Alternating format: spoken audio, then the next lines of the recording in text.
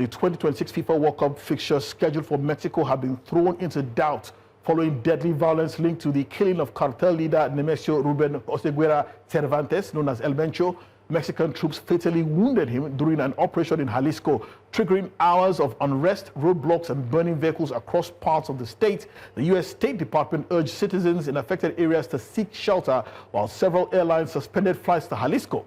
Guadalajara is set to host 4 group stage matches at the 2026 FIFA World Cup, co-hosted by Mexico, the United States of America, and Canada. Although Mexico City and Monterrey remain largely unaffected, 4 domestic matches were postponed amid security concerns, raising fresh questions about tournament safety and preparations. We're being joined by our good friend, Dr. Emeka Enyadike. He's an international sports consultant and very, very widely considered across Africa and beyond. Dr. Enyadike, thank you so much. Thank you so much for staying tuned. It's good to, I don't know what you, so the look on your face, you don't look like a man who's interested in traveling to Mexico anytime soon. That's all I can say. But you look at what's been happening.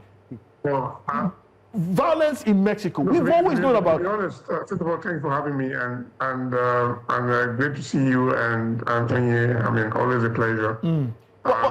Look,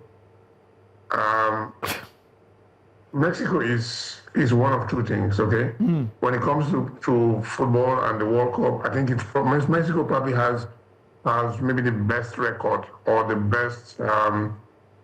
Like the best facilities, the best histories, the best places to watch the World Cup. There is, I mean, Jalisco is where Brazil played all their games the 2 times Mexico hosted the World Cup. So there's the Jalisco Stadium in Guadalajara, which is probably the most iconic stadium because it's where Pele had all of his moments. In '86, they tried to recreate that by putting Brazil again in Guadalajara, but eventually they lost to France in that World Cup. So with the World Cup in America, Mexico, and Canada, if you ask me, all the venues, that particular venue was one place that I was looking forward to. So when I first heard about this, my mind went straight to all of the I mean, Mexico has, like I said, they've got the World Cup history, but they've also got the drug war history. And then you've got the Sinaloa Hotel, and you've got the Jalisco cartel. And these guys have been at each other, and they've been on this thing for a very long time.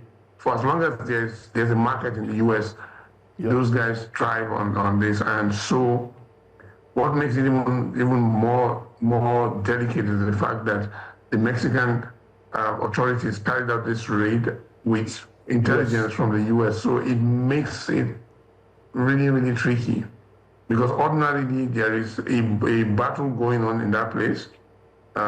We've seen lots of it in movies. You know, there are lots of movies, lots of series that have been created on the basis of all of this. From Sicario to we've seen the different series on Netflix. But I need to ask you this question, Emeka. You look at this FIFA World Cup, right? There's ongoing drug cartel wars in Mexico. Even before this latest escalation, there have always been problems, but it was in the background. You look at what's going on in the United States with the ICE crackdowns. Gun violence in the United States is the highest in the world. There are also issues within the society, homelessness as well.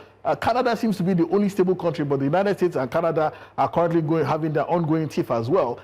And you're wondering, why does anybody want to go to this FIFA World Cup? Is it right to plan for this FIFA World Cup? Are you in danger if you go to this FIFA World Cup? Because the optics are not looking good.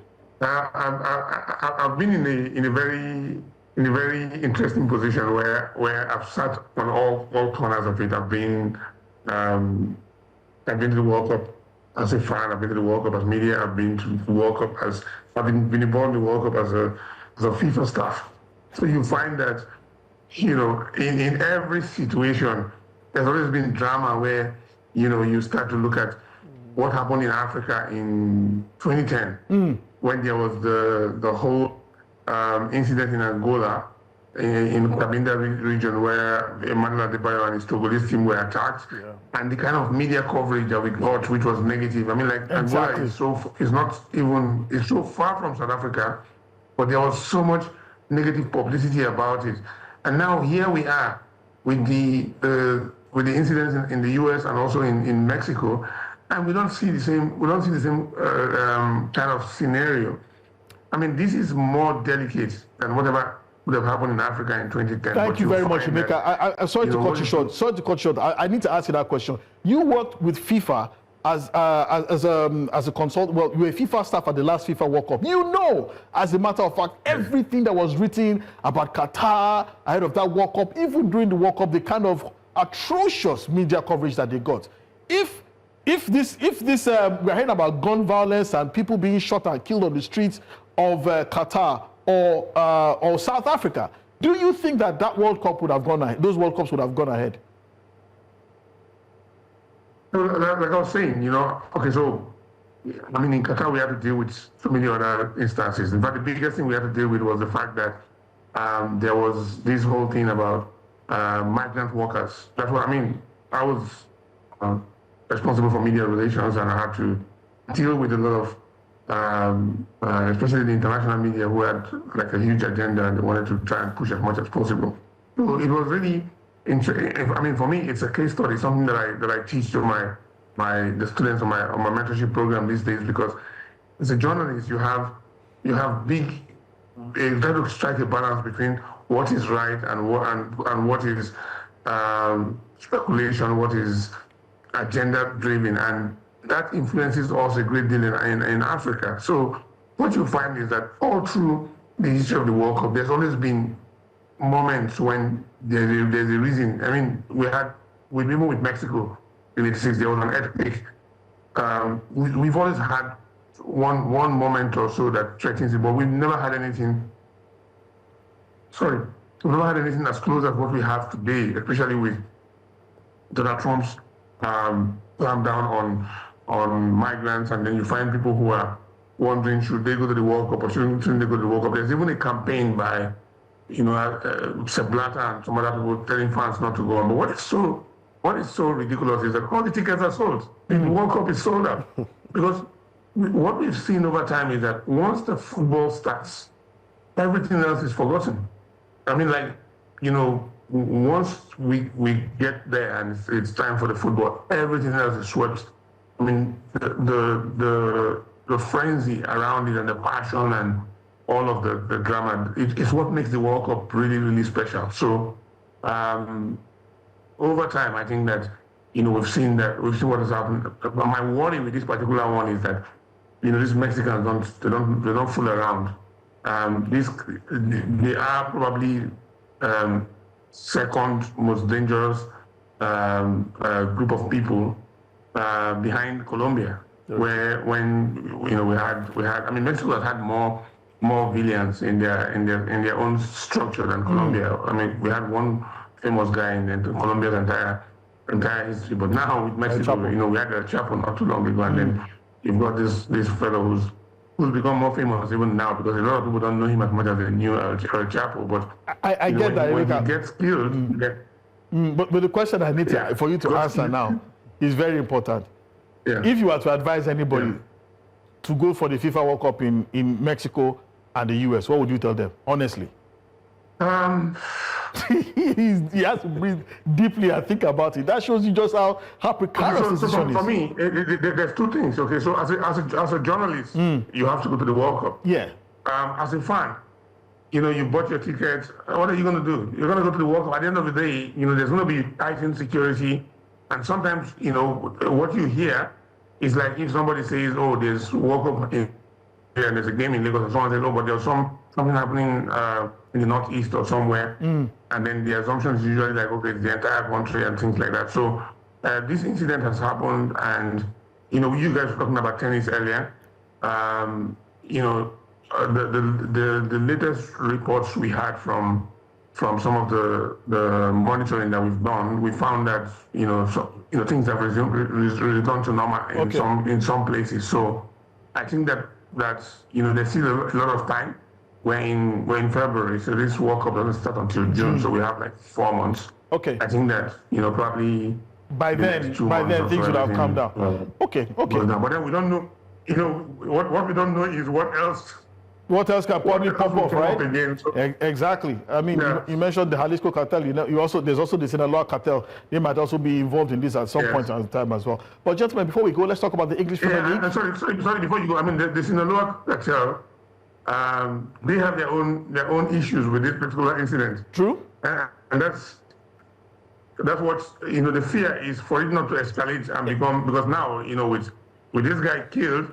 Ordinarily, if there wasn't any World Cup or anything, this was an opportunity for them to yeah, exactly. Moving on opposing territory. It's going to be more territory, yeah. So. It's going to be very, very interesting. And I hope that somehow a resolution is found as quickly as possible. We do not want any terrible security incidents at the FIFA World Cup. Although there is an ongoing campaign that the FIFA World Cup itself should be cancelled, understandably so. But let's talk about the Premier League, gentlemen. Over this weekend, Tottenham Hotspur were on the receiving end of a 4-1 thrashing by Arsenal in the North London derby. Arsenal made a title statement of intent by restoring their lead to 5 points at the top of the Premier League. Some really good goals by Eberechi Eze and Victor Gyökeres. But let's really bring you up to speed with the results of matches played over the weekend. Aston Villa Leeds played out a 1-0 draw. Brentford lost by 2-0 to Brighton and Hove Albion in a game that saw, like Onye said, James Milner become the player with the most appearances in Premier League history.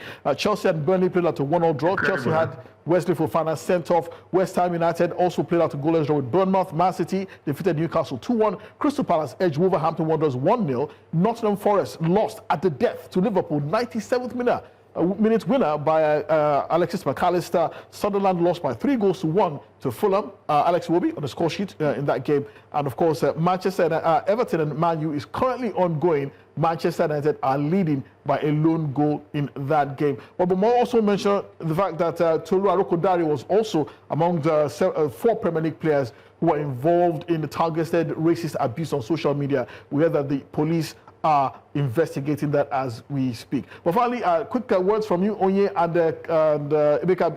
Arsenal, are they going to bottle this one? 5 points clear, still some time to go. I think 13 or 12 more matches to go. Will they win this one? Emeka? They played one game more, so I'm not going to read too much into it. It's a very delicate balance, and they still have to play Man City. So, I think that this game will go to the wire. This league title will go to the wire, and Pep Guardiola seems to know what to do. And Arteta, yes, they pulled something against Spurs, but Arsenal is really struggling. You seem indecisive. Will they win it? Yes or no? Will they win it? Yes or no? You plead the fifth. He's struggling. Okay, Oye, your thoughts regarding this one? Will Arsenal win this one? I don't know. Too close to call. It's too close. It's too close to call. You think it might go to the wire? It will. It will go to the wire. Thank you very much, Emeka Enyadike, joining us tonight on Game On. Always a pleasure to have you on the show, sir. Thank you very much. Onye Wachukwuka, thank you so much as well for coming through.